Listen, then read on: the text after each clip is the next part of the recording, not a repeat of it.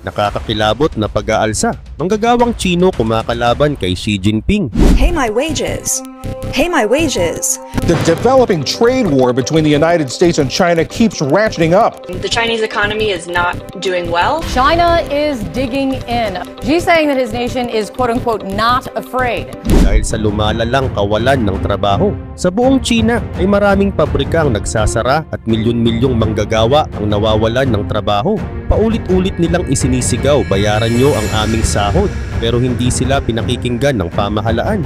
Habang lumalala ang problema ay hindi na lang ito tungkol sa sahod o trabaho. Unti-unti na itong nagiging laban sa pamumuno ng Chinese Communist Party. Pero bakit umabot sa ganito ang sitwasyon? Tara, alamin natin kung bakit nagkakaisa ang mga manggagawa at kung paano nito maaaring baguhin ang kinabukasan ng China.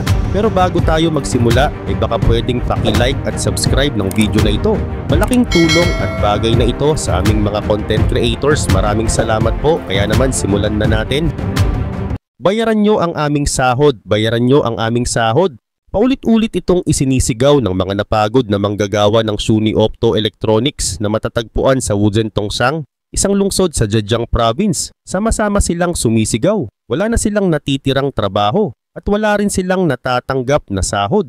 Pero hindi ito isang normal o pangkaraniwang kilos protesta. Habang lumilipas ang mga araw, ang krisis sa lipunan ng China ay patuloy na lumalala. Hindi lang sa isang lugar nagaganap ang mga kilos protesta. Isa-isa na silang sumusulpot sa napakaraming bahagi ng bansa. Sa ngayon ay milyon-milyong mga manggagawa ang nag-aalsa. At dahil dito ay unti-unti na itong nawawala sa kontrol ng pamahalaan.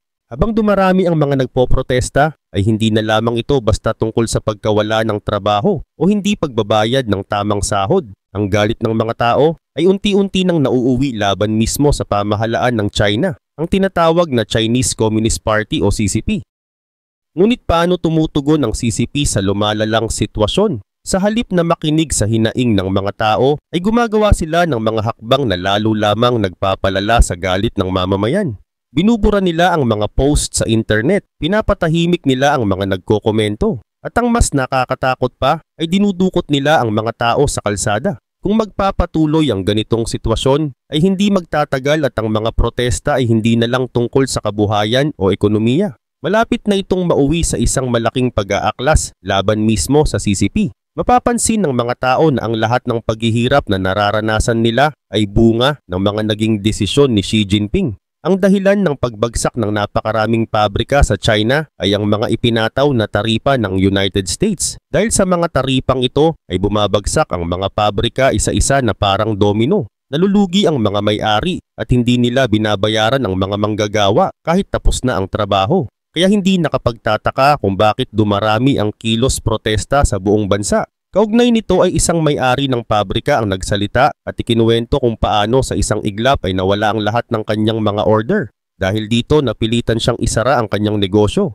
Kitang-kita rin kung gaano kabigat ang naging epekto ng taripa mula sa United States. Gayun din naman, palaging sinasabi ng CCP sa mamamayan na hindi nakadepende ang China sa United States. Pero ang totoo ay mismong mga may-ari ng pabrika na ang nagsasabi sa kanilang mga manggagawa na kung walang order mula sa Amerika ay hindi nila kayang magpatuloy sa operasyon o magbayad ng sahod. Sa katunayan, itong mga may-ari ng pabrika ang nagiging tinig ng katotohanan tungkol sa tunay na kalagayan ng ekonomiya. Kaya hindi nakapagtataka kung bakit sinisikap silang patahimikin ng CCP. Ang mga sensor ng pamahalaan ay halos hindi na natutulog sa kabubura ng mga post at video na nagpapakita kung paano nagsasara ang mga pabrika. Sobrang higpit na rin ng censorship.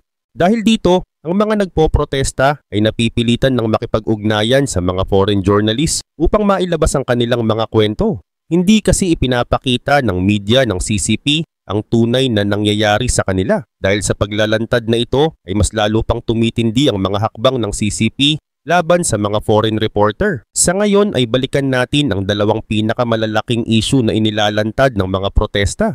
Una, karamihan sa industriya ng China ay umaasa sa paggawa ng mga produktong mababa ang quality at maliit ang halaga. Noong nakaraang taon ay halos 40% ng lahat ng export ng China papunta sa United States ay mga kasuotan at accessories lamang. Ikalawa, ang hindi pagbabayad ng sahod at ang sunod-sunod na pagsasara ng mga pabrika ay nagtutulak sa mga manggagawa na mag-alsa at ipaglaban ang kanilang mga karapatan. Ang dalawang issues na ito ay malinaw na nagpapakita ng malalim na problema sa ekonomiya at pamamahala ng bansa. At habang patuloy ang mga kilos protesta, ay nagkakaisa naman ang mga manggagawa sa kanilang panawagan para sa katarungan at karapatang pangtao. Sa ngayon ay hindi naman sinasabi na walang magagandang klase ng produkto na gawa sa China. Siyempre, meron din naman. Pero kung titingnan nating mabuti, ay maliit lang talaga ang bahagi nito kung ikukumpara sa kabuuang produkto na iniluluwas nila palabas ng kanilang bansa. Sa madaling salita, hindi ito ang bumubuo sa karamihan ng kanilang export market. Ang mas mabigat na problema ay hindi lang kung ano ang ginagawa nila, kundi kung paano nila ito ipinapaliwanag sa mga mamamayan ng kanilang sariling bansa. Ayon sa Communist Party ng China o CCP, sinasabi nila sa mga tao na hindi raw kayang makahanap ng United States ng ibang bansa na pwedeng mag-supply ng mga produkto na dati nilang kinukuha mula sa China.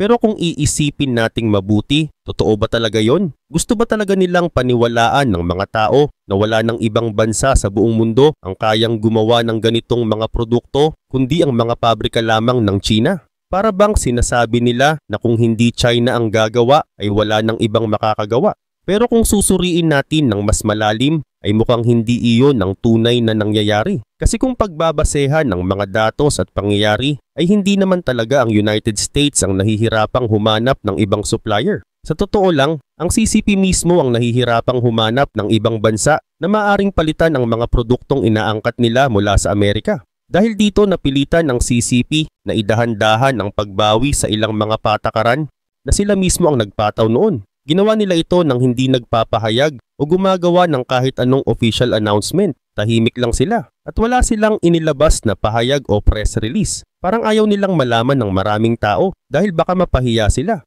Pero kung babalikan natin, noon ay ipinataw ng China ang isang taripa o buwis na umaabot sa 125% sa mga produkto mula sa Amerika. Ang taripang ito ay ipinataw sa halos 1/3 ng kabuuang produkto na inaangkat nila mula sa United States. Ang kabuuang halaga ng mga produktong ito ay nasa $40 billion. Kabilang dito ang mga piyesa ng eroplano, semiconductors at ethanol. Ang mga produktong ito ay napakahalaga dahil ayon na rin mismo sa CCP ay hirap silang makahanap ng ibang bansa na makapagsusupply ng ganitong mga bagay.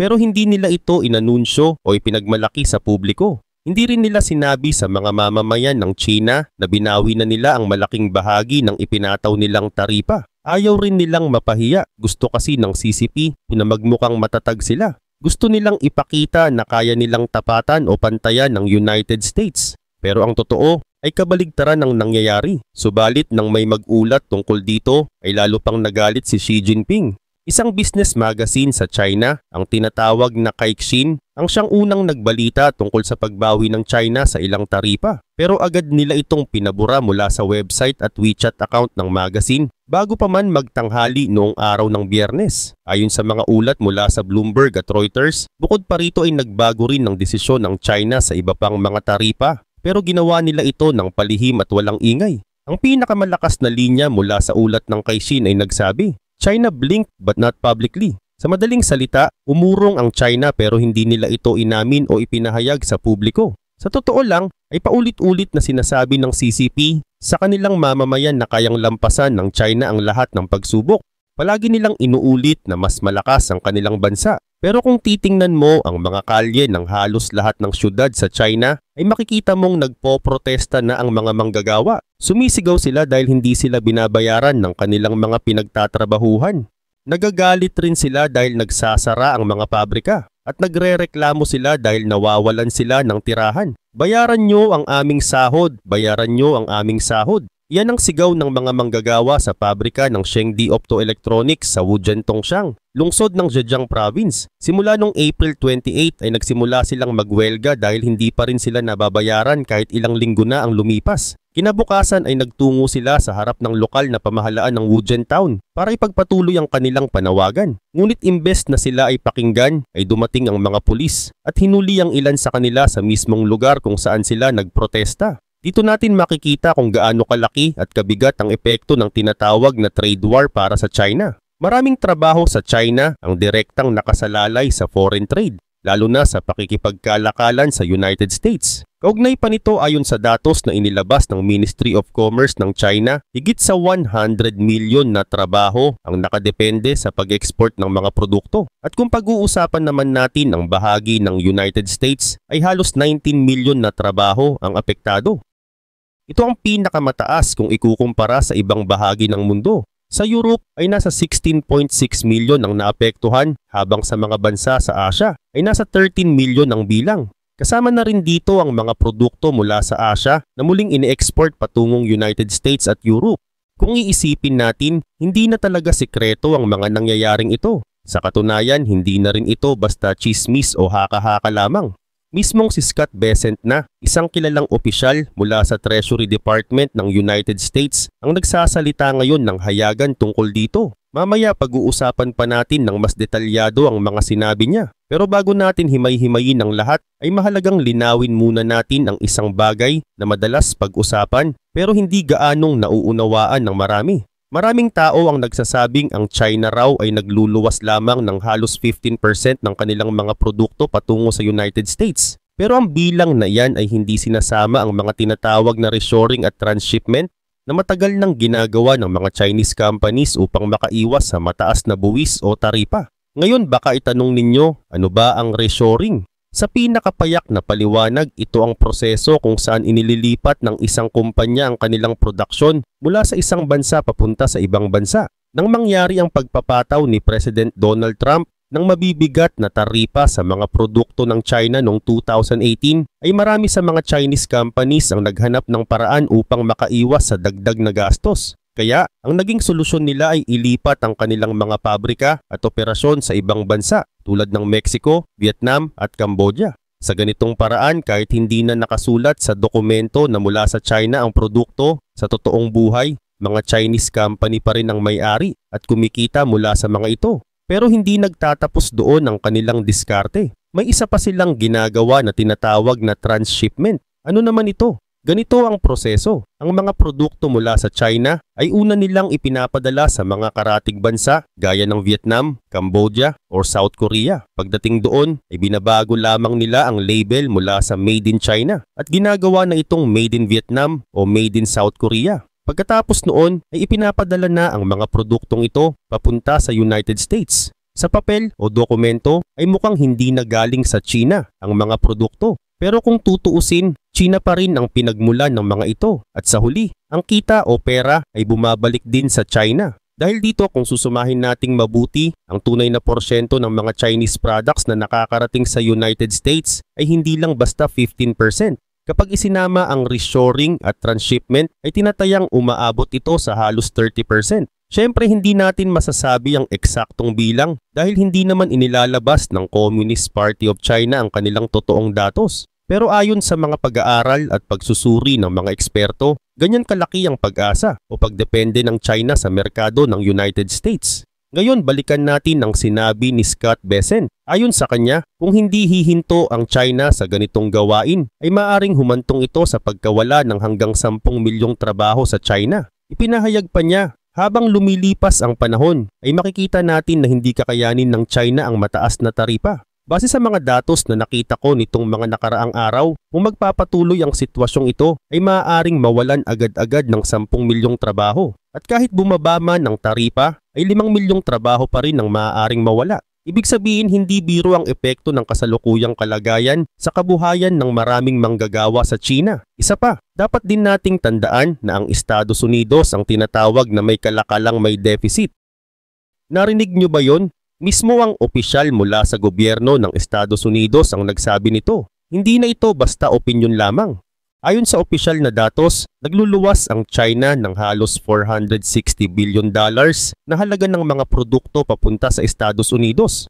Habang ang Estados Unidos naman ay nagluluwas lamang ng humigit kumulang $140 billion na produkto papunta sa China. Pero ayon kay Scott Bessent, ang tunay na agwat ay hindi lang 3 kundi 5 beses. Bakit? Kasi isinama na nila ang lahat ng pandaraya ng China mula sa transshipment sa mga lihim na ruta ng kalakalan hanggang sa paggamit ng ibang bansa para pagtakpan ng tunay na bilang ng produkto.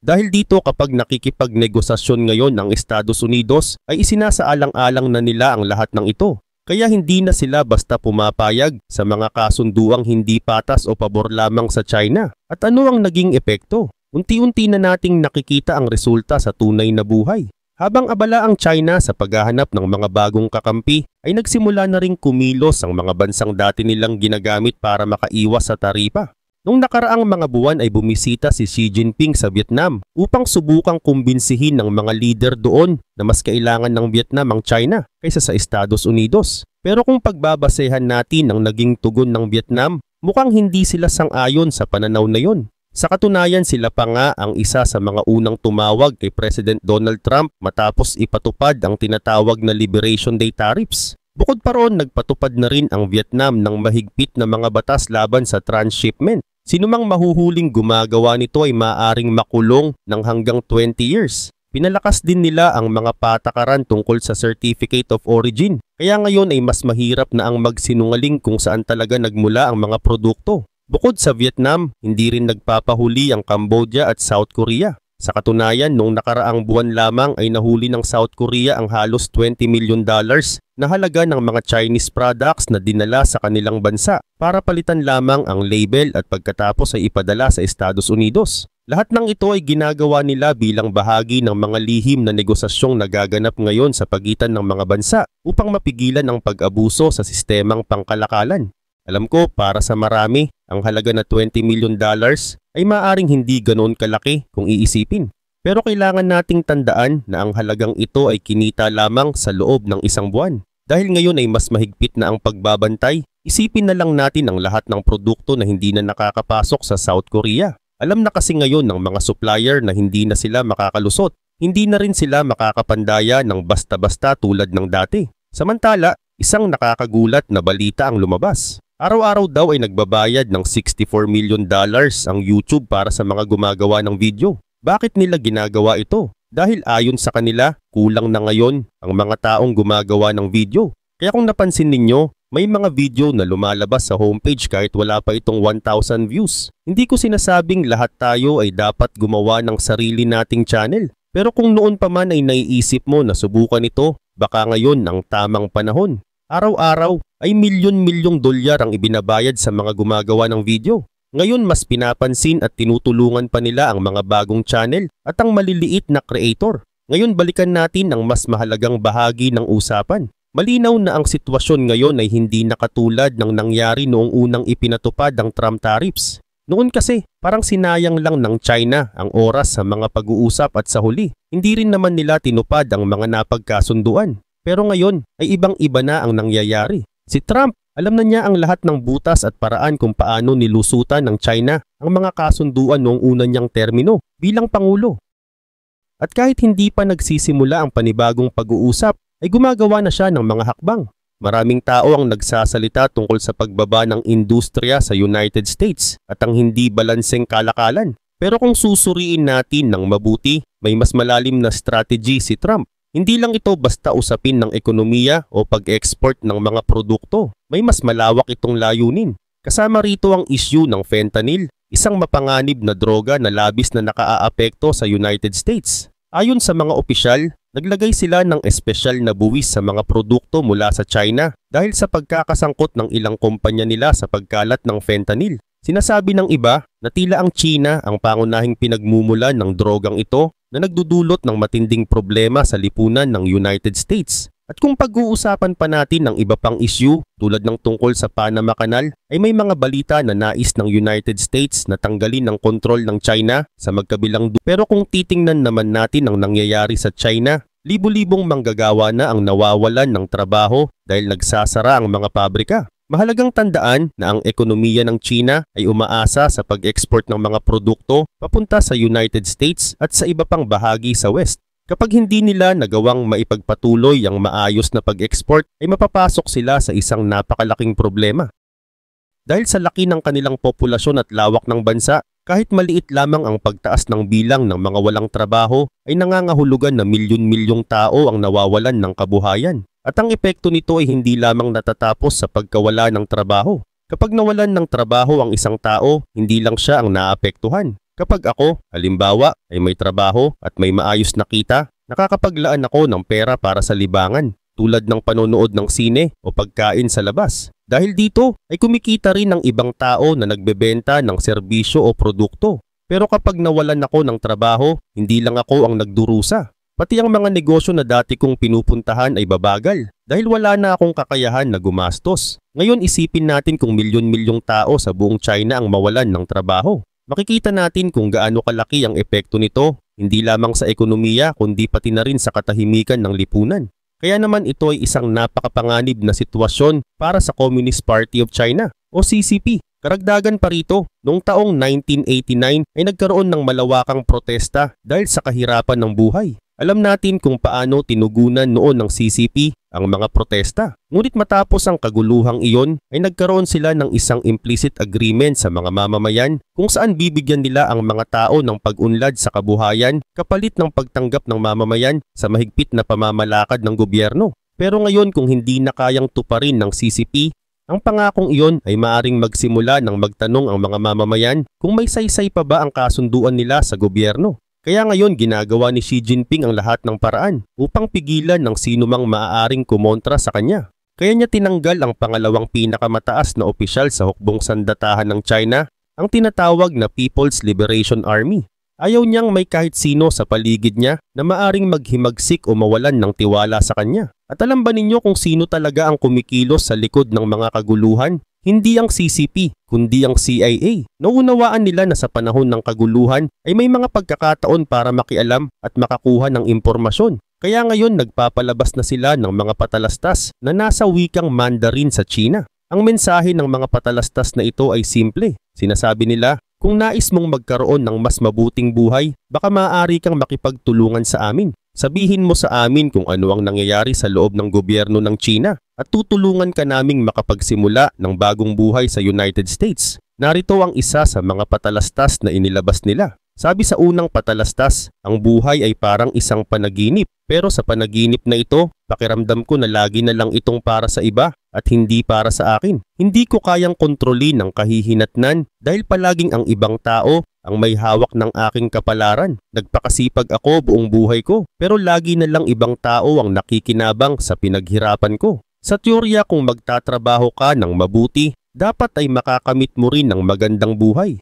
Pero bakit kakaunti lamang ang nakakaranas nito? Ang mga patalastas na ito ay hindi lamang basta mensahe. Isa itong taktika na maaring baguhin ang pananaw ng mga tao at magbigay ng bagong pag-asa sa mga nawawalan ng tiwala sa kanilang sariling pamahalaan.